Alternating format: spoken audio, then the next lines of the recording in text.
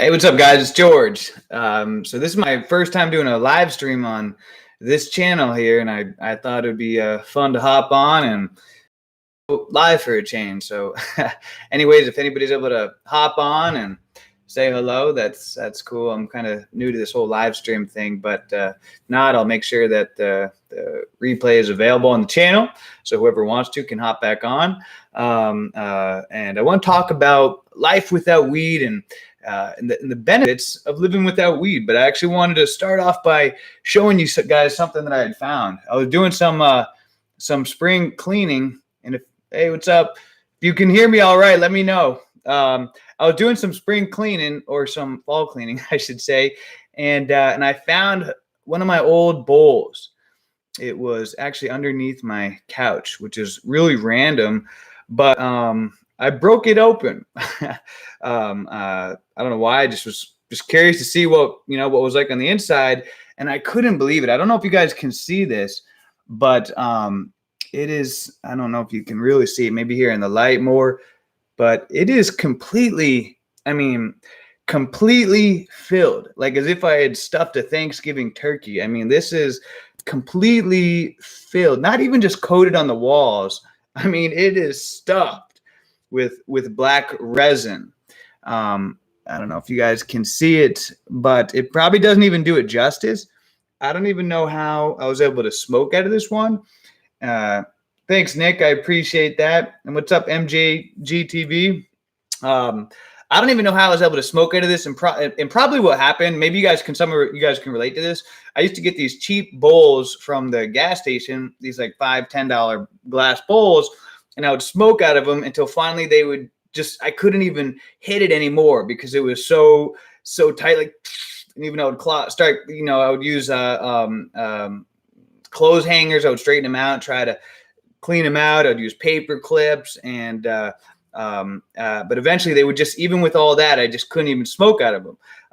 And so this is probably what one of those bowls were. It was probably one of those ones that I just couldn't even smoke out of it anymore, and just ended up under the couch. But it's crazy to look. I don't know. Again, I don't know if it even does it justice, but this thing is packed solid.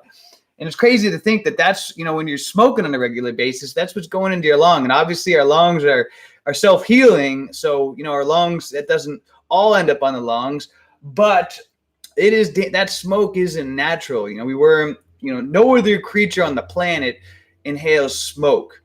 And so that's, not natural to be doing that to our lungs on a regular basis. And you can imagine the damage, especially with this modern day weed. I mean, this modern day weed nowadays is on a different planet. And that's something I've been talking with a lot of people, older folks as well, I've been working with and talking with. And they've been saying that, they've been smoking their whole life, and that the weed nowadays is nothing like what they used to smoke.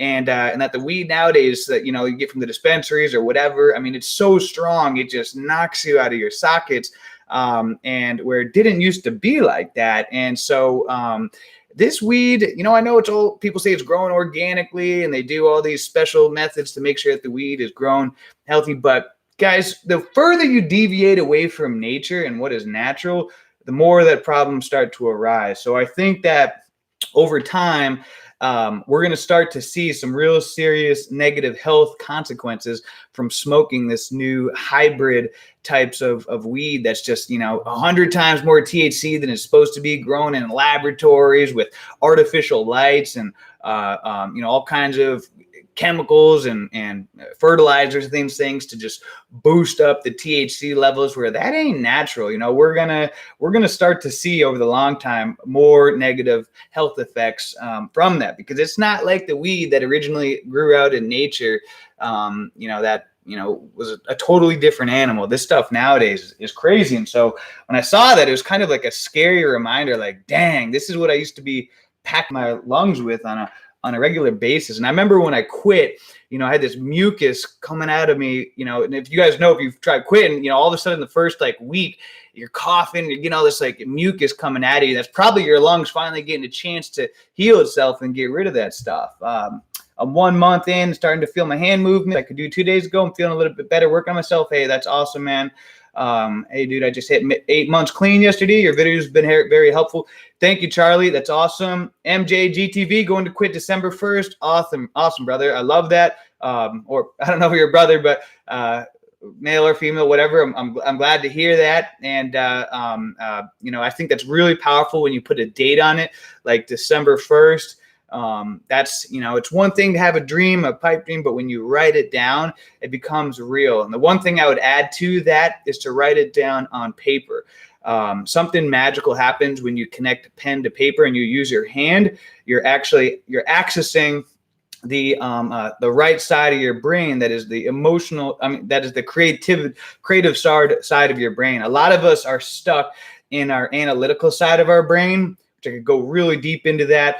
But writing on computers is great and all, but it's magical and it's much more powerful when you write with pen to paper.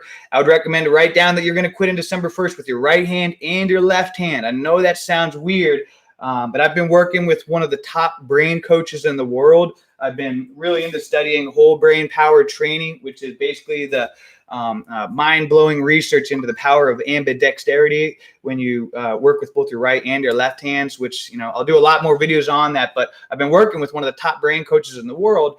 And it's interesting how I'm learning about how there's a night and day difference in writing your goals on computer versus writing them out on paper. Someone, Lee Ma, you said, hey, would you say that weed is bad? I wouldn't say that weed is bad. Marijuana is just a plant. I'm a gardener. I love growing plants. Plants aren't good or bad. So I don't think weed is bad. I think that when in fact, I do believe that marijuana has a tremendous amounts of benefits, obviously health, and even the high aspect of it. I think as an entheogen, all drugs do have their purpose, even the crazy ones. They do, more and more research and science is coming out nowadays showing that, all drugs across the board do actually have their benefits when used therapeutically and correctly. But the problem is a lot of us, myself, I smoked weed for almost 20 years. I wasn't using it therapeutically. I was smoking all the time, every day.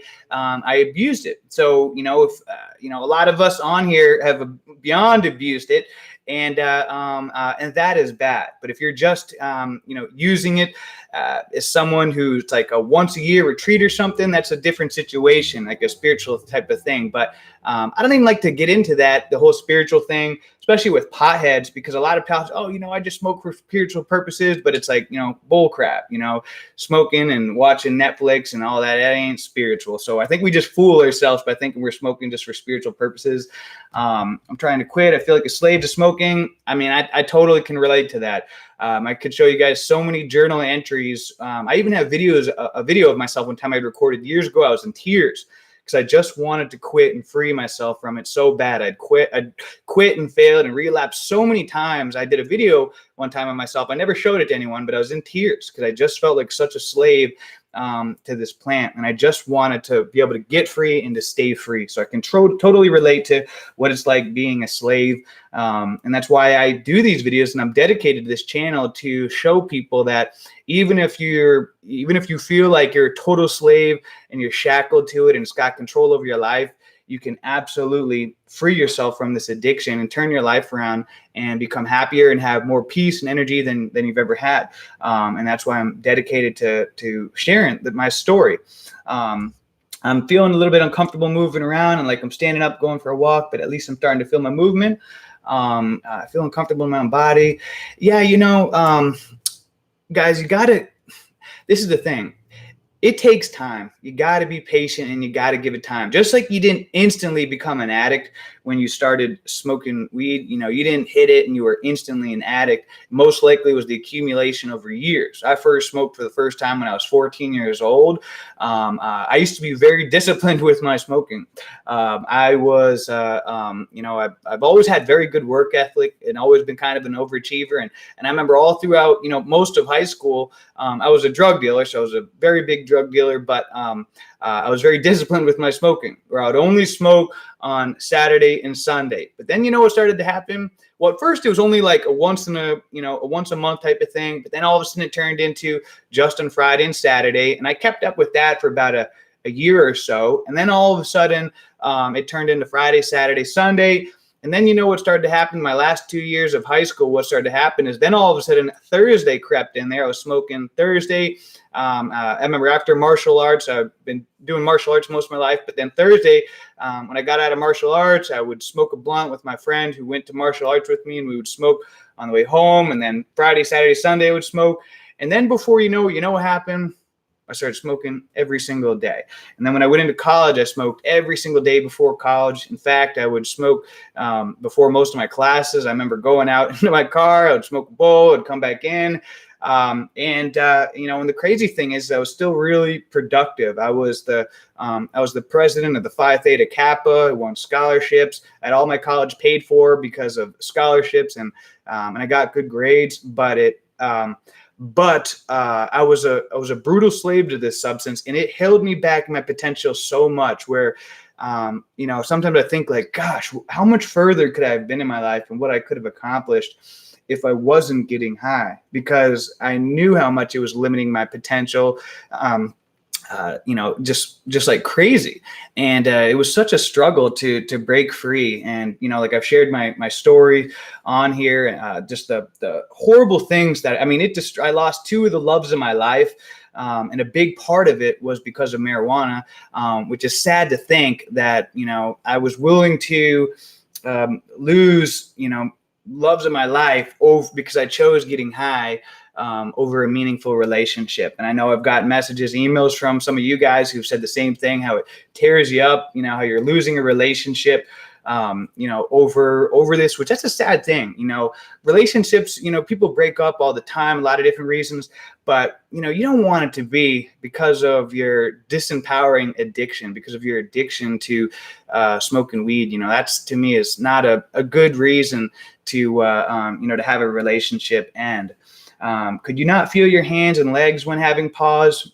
I'm not sure about that, although I might have, because there was a time I remember when, when I did have that sensation. And in fact, I thought I had an autoimmune disease. It's a whole long story, but I never really thought that maybe that had to do with weed withdrawal. So pause channels and happens for a lot of different people experience different sensations.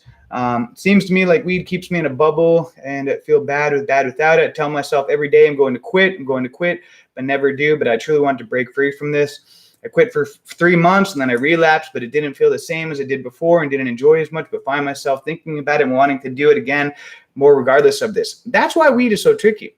Because, I quit for a year before and then relapsed full throttle. And you can quit, when I'm working with people and they'll go 30 days or even 2 weeks and they think they're free. Like, oh, I've made it. Yeah, I've quit. All right, I'm good now. But they don't understand. No, you're not free. And in fact, what I found is that for some reason around the 6 month mark to a year, you get like a new level of cravings that start to hit you. And this is why weed is such a weird addiction, because by 6 months mark, you're going to be feeling incredible. You're going to be feeling really good. But the weird way our brain works, it's almost like, gosh, I'm feeling so good that, I want to go back to smoking weed because I've probably got it under control now. And that's how I would fool myself. And a lot of people do, you think that you're free because you've gone a couple of months and that, maybe I can get it under control now. But then all of a sudden, what happens? You smoke, and before you know it, and before long, you're right back where you were before.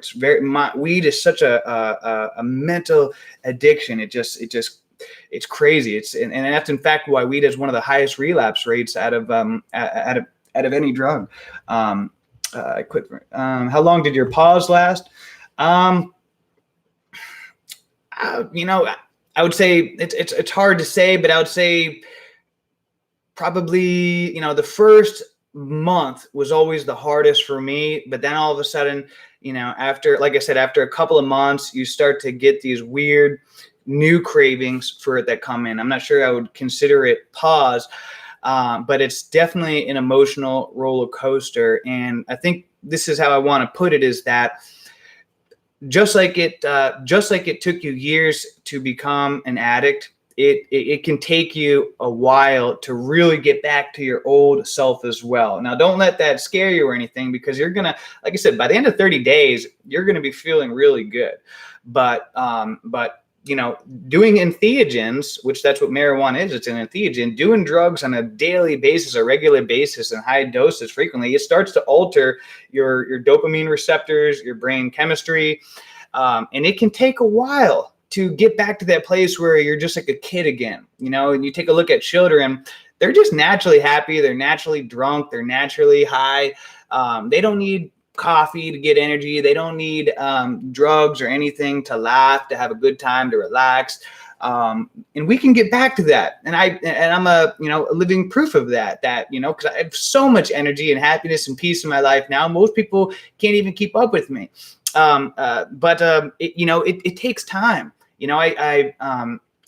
It's like I haven't, it's been about 2 years now since I stopped drinking. I wasn't an alcoholic or anything like that. And it's funny, I've never even said that I'm never going to drink again. I may again someday. I don't know. I've never told myself, but I really wanted to become, I've been just on this journey of wanting to become the best version of myself.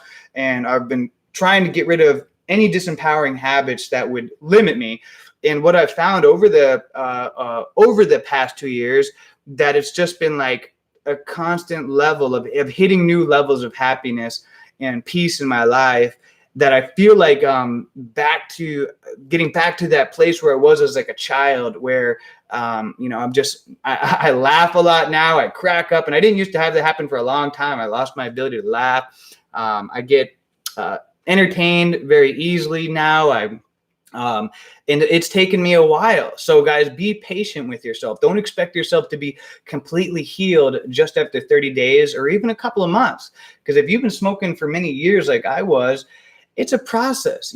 They say that post-acute withdrawal syndrome can take up to 2 years to fully heal itself. And like I said, don't let that discourage you, because you're going to be feeling good. Within the first week, you're going to start to feel new life comes back, and you're going to feel better. And every step of the journey, every month that goes by, you're going to hit new levels, and your brain is developing new neurons and new pathways to be able to recreate these, recreate our dopamine centers so that we can become happy. So it's a process, but you got to look at this as like a marathon, not a quick sprint. And I think that's the problem with a lot of people, is they just think that they're going to quit for 30 days or something and they're all going to be healed, where you got to constantly be working on yourself. Let me catch on some of these messages you guys said. My dopamine is slowly getting better. Yesterday I was in the car with my family laughing for no reason. That's awesome. How can I stop seeking instant gratification or trying to escape from my reality? That's a great question. So, if you listen to me on my other channel, on my George Damanian channel, my main channel, one of the things that I stress over and over again, and when I'm working with people and I'm coaching them, one of the things I always get everybody to start doing is to exercise every single day, especially first thing in the morning. And the reason why, and this is going to answer your question, Kevin, is because studies have shown that exercise is one of the most powerful ways to rebuild our dopamine centers. And the problem is when when we're seeking instant gratification all the time, which nowadays in this day and age, it's so tempting. Instant gratification is all around us, checking your social media all the time, going watching, TV, eating junk food, taking drugs, alcohol, whatever. All these are means of porn, masturbation. All these are forms of instant gratification, which we have a world of instant gratification at our fingertips. That is, we don't realize that it's damaging our dopamine receptors. And our dopamine, that is everything. Your life is ruled by your dopamine and by your happy chemicals, your feel good chemicals. This goes so deep, but the number one key that they find, or number one similarity in successful people, is people that are able to delay gratification. And that's why I stress exercise, because exercise is one of those things that it teaches you to go after that delayed gratification. Every morning when I get up in the morning, I go running. And when I do it, the majority of the time it sucks. When I get up, I'm like, and I get up, but I just do it. And you know what happens? By the end of my run, I feel incredible. I'm pumped up and I'm ready to go for the day. That is delayed gratification. And that's why I feel exercise is one of the best ways to teach yourself to stop going for the instant gratification and instead learning to find hope and faith in going after delayed gratification. Because successful people, the most common characteristic of people that are successful is that they've trained their mind to go after delayed gratification rather than instant gratification. People that are overweight, struggle in their life, addicts, and just, struggle in their life all alone. Those are always people that are going after the instant gratification. Taking cold showers. That's another great way to get delayed gratification. That teaches you, the warm shower is the instant gratification. The cold shower, it sucks, but afterwards, you're going to feel 100 times better than if you had taken a warm shower. That's teaching your mind to go after the delayed gratification. Meditation. Most people have a very hard time meditating because they got to be alone with their own thoughts, and it's scary. But as you do it and you do, even if it's just 5 or 10 minutes every single day, what's going to happen is you're going to start to realize that's going to become one of your favorite parts of the day. And it's going to teach you the power and the importance of going after that delayed gratification. Fasting is another great way to teach the mind, instead of going for instant gratification, to go after delayed gratification. Right now, I haven't eaten all day. It's just about 5 p.m. I haven't eaten anything all day. I love fasting, intermittent fasting. And a big reason why is because it's constantly training my mind to seek delayed gratification. I'm always trying to find ways to push myself to go after the delayed gratification. It's one of the, I'm standing up right now. I have a standing desk. I can put it down or up. So sometimes I'm sitting down. But this is another way, training my mind to go after the delayed gratification. I feel a lot better working from the stand-up desk. Sometimes I gotta, it's tempting to put it down, and I do sometimes. I sit down in it, but when doing the stand-up desk, it's another method teaching your brain to go after that delayed gratification. So it's a process. Be patient with yourself. This is why I recommend a journal. You should be writing a journal entry every single day, especially while going through this. Regardless of whether you're quitting weed or whatever you're doing, I recommend a journal every day. There's so many benefits to it. I just hope I'm feeling more like myself by Christmas, because system is feel clean of weed. Just took a drug test. Short-term memory and forgetting easy stuff is annoying when I'm at school.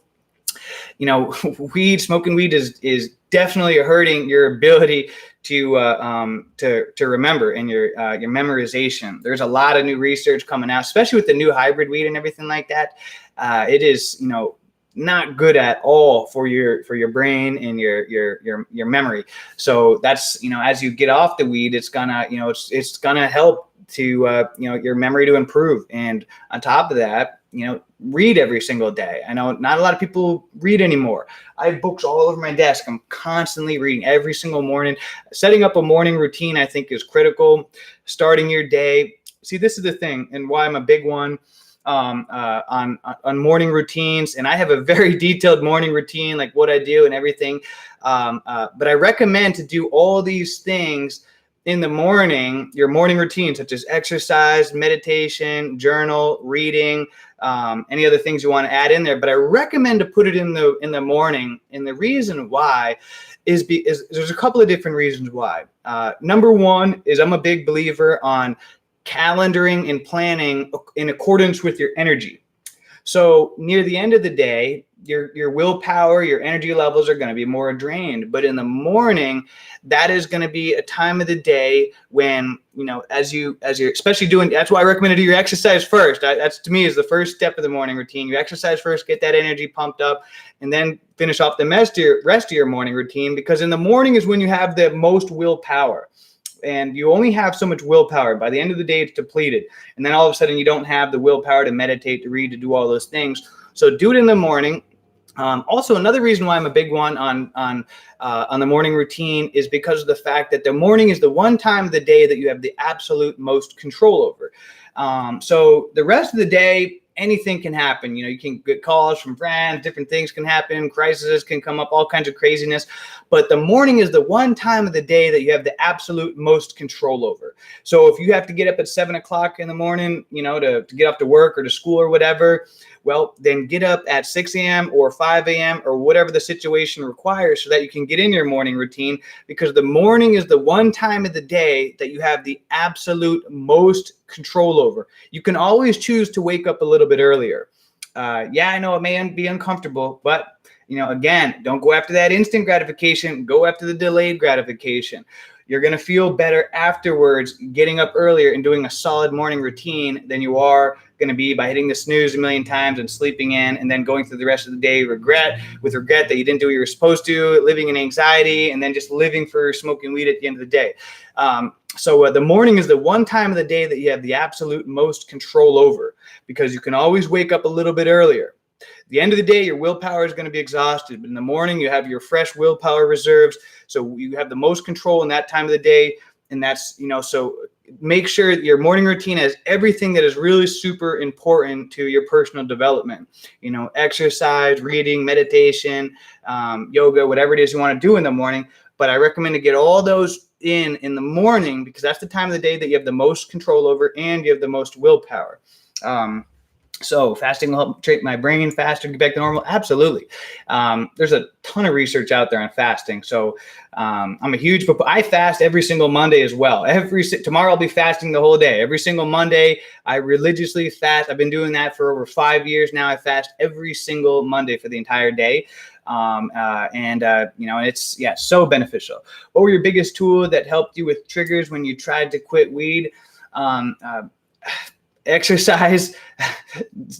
Still to this day, if I find the negative thoughts or the dark wolf coming in, we all have, two sides to us. We got the dark wolf, the one that wants us to engage in the disempowering behaviors, the instant gratification, and then the light wolf, the wolf that, wants us to realize our potential and to do the right thing. And whichever one you feed more is the one that's going to win. So sometimes that dark wolf still creeps up. And, and if I have to do a second workout for the day or even just a quick 1 mile run, that's what I'll do. So for me, exercising is, one of my biggest things to help prevent me from relapsing. Also breathing exercises as well. I know I've shared that in some of my videos. I'm a big proponent of practicing the Wim Hof method, the breathing exercises. So if I find myself getting too stuck into my left brain analytical anxiety mind, then I'll take a couple of deep breaths real quick, and it helps reset the nervous system. Day 13, weed free for me. Awesome, Canyon. That is really great. Anxiety has gone down, but the depression has hit me like a train. That's totally normal, man. The first month is like an emotional roller coaster. Again, it's all about retraining the brain and relearning how to, rebuilding up that dopamine center so that you can find happiness in, in the simple things again. Bro, you got this. Think about how good life will be once you get past this. Yep, absolutely. Keep reminding myself that it won't be like this forever. That is so true. But the depression messes with my perspective. Give yourself permission to be depressed while going through this. That's totally normal. Don't feel like you're an anomaly or you're, that you're an outlier because you're depressed. Give yourself permission to feel depressed. Acknowledge it. That's great that you're admitting this. Write this down in your journal. You know what? I am depressed. Sometimes just acknowledging our feelings can help us feel better. That's why going to a therapist or a counselor can be helpful, because it's finally a chance to release and just express whatever it is you're feeling. So express it, get out your journal, write in the morning, how you're feeling on a scale of 1 to 10. If you're feeling like a 4 or a 3 today, down at the dumps, write it. Today I feel like a 3 out of 10. I'm really depressed, blah, blah, blah. But, I got high hopes. And the next day, maybe you'll find you just jump up by a little bit. The next day you're 3.5. And then all of a sudden by the next week, you're at a steady 5 out of 10.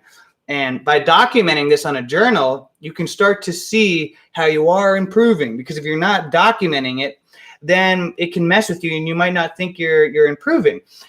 It's hard to manage what you don't measure. And that's why I'm a big one on measuring and tracking and journaling, because humans are creatures of amnesia. We forget things really easily. So by documenting your emotions on a scale of 1 to 10, how you're feeling as you're going through this, you can start to see the proof in the pudding that you are making progress and that you are starting to feel better. Even though you might be depressed, maybe you're a 6 out of 10, but then when you look back in your journal entries and you think, you know what, I used to be a 3 out of 10, but now I'm at a 6 out of 10, you can see that you really, truly are making progress. And so it takes time. So let's see. Can you say why you think abstinence from weed is better than just cutting down substantially, maybe once or twice a week? Also, can you talk more about porn addiction, because it's a big issue to men? So this is the thing. Why do I think that abstinence from weed is better than just cutting down substantially or once or twice a week? Everybody is different. I'm not saying that, weed is the devil. Like I've said in other videos, I don't think weed is a bad guy. It's our abuse of it that is bad. If you're someone that truly feels like, you can smoke weed once to twice a week and you're fine with that, then, and that works for you and you're still able to get everything done in your life and it's not affecting your life negatively in any way, then go for it. I'm not, then that's, everybody's on their own journey. But what you might find happen, like it did with me and a lot of other people, is that once and twice a week turns into 3 days a week, and then the 4 days a week, and the 5 days a week. And next thing you know, you're doing it every single day. And the thought of even going 1 day without it is like torturous. And so it's a slippery slope. And so, that's what I got to say about that, is that, it's not that it's bad, but it is a slippery slope. It can turn, that once or twice a week can turn into every single day. And most people have a very hard time, becoming that type of person that can just do it once or twice a week. Because when you're dealing with drugs and entheogens, it's not about the willpower. And there's actually a great book, an addiction book that I recommend, and it's called Willpower is Not Enough.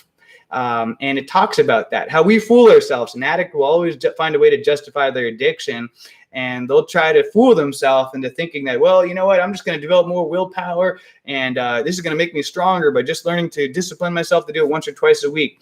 When you read that book, you'll see how you're full of shit and how we're fooling ourselves by thinking that, that we're able to control it like that, because it's when you're messing with drugs and entheogens, they're messing with your brain. They're messing up your dopamine receptors and everything. And again, your dopamine is what predicts your future. And as far as porn addiction goes, I could do a whole other very long video on that. But porn, if you're watching porn on a regular basis, that is another thing. That's that instant gratification that is burning out your dopamine receptors. And in the long run, it's gonna lead to depression. It's gonna lead to having a harder time finding happiness in the simple things. And so all these instant gratification things are destroying your dopamine centers. And so that's why you want to try to eliminate those types of activities as much as possible if you truly want to become happy. So I highly recommend to get rid of porn. All right. What do you think about psychedelics like LSD and mushrooms?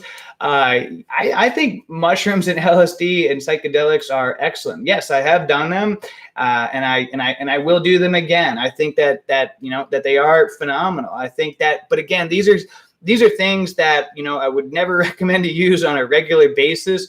But just as kind of like they do. There's a lot of therapeutic benefits in using them respectfully. The setting has got to be right in everything, and you really got to have the right mindset going into it.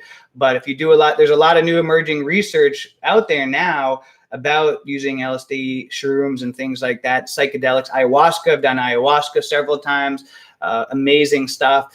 But it's got to be done respectfully. And not taking these things and going out to a club. You want to really do it as a spiritual experience, a meditative experience, going in deep. And these aren't things that I would recommend to do on a weekly basis or a regular basis. Maybe just like an annual type of ritual. But psychedelics go back very deep. There's even the ancient Egyptians and a lot of religious books talk about their use of psychedelics. So they are very powerful. But you got to approach them with respect. the setting is very important, and you got to have the right clear mindset going into them. So I think that they are very powerful. I think psychedelics, LSD, and shrooms are significantly more beneficial than marijuana, than smoking weed. I'll go with the juice fast with the pause. Absolutely. I'm a huge proponent of juice fasting. Juice fasting is amazing. Man, this bowl of hash right now is tasty. Trolling, bro. All right. I was once a week with buddies. We bought a bunch of weed and we went daily. That's called an addictive personality, not for everyone. Everything in moderation. Do you recommend doing NoFap? Yeah. On my main channel, I have done a lot of videos on NoFap. So absolutely, you know, that's when I'm coaching with men. You know, I always ask them about, you know, their porn and masturbation, you know, and I'll almost always find, you know, one of the most common reasons that people go to the doctors nowadays is due to energy issues, lack of energy. And energy is never lost. It is only transferred. And so our sexual energy is one of our most powerful forms of energy. And so when you're jerking off, watching porn, you're creating an imbalance in your system, and you're going to be draining your energy. And that's what you see now on YouTube. So many guys have gone the distance with NoFap, cutting out porn. Their energy level, they feel better than they've ever felt. More energy, their anxiety goes away. So I highly recommend NoFap. I know it can be very challenging, but it is worth it. And I'm a big proponent of that. All right. I can say marijuana made me depressive over the years. Yeah. So yeah, well, this one pretty good for a first live stream. I didn't know how many people would go on here, but I'm cool to see that some people hopped on here and you guys asked some good questions. And I just want to thank you guys all for your support on this channel. I really appreciate the comments that you guys leave me, and the emails and the messages from you guys about how, you know, the videos have changed their life. You know, I smoked for almost about 17 years, and, you know, struggled tremendously with breaking free with it. So that's why I'm committed to, you know, helping other people to break free from this. And you guys inspire me just as much as, you know, as maybe I inspire you, because I really love seeing you guys' stories and hearing about those of you who are going the distance and putting it down. Weed's not the bad guy. What this is all about is becoming the best version of ourselves. You know, we are all just like seeds. I'm a gardener. I have a big bag of seeds over there in my counter. I was going to plant some new things. But the thing is, seeds are worthless. You know, all they are is just potential. And it's the fruit that we're after. It's the fruit that we're after. But the fruit comes from the seed. But the only way that the seed can realize its potential is if I give it a chance. If I go out here and I put them in the garden and I water them and I let them, give them a chance. That's just like all you guys. All you guys are seeds.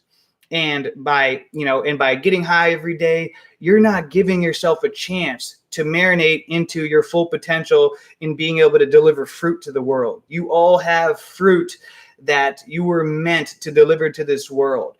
You all are seeds full of potential, and that's why the graveyard is the richest place in the world, because that is where all the potential lies from those that didn't give our potential to the world.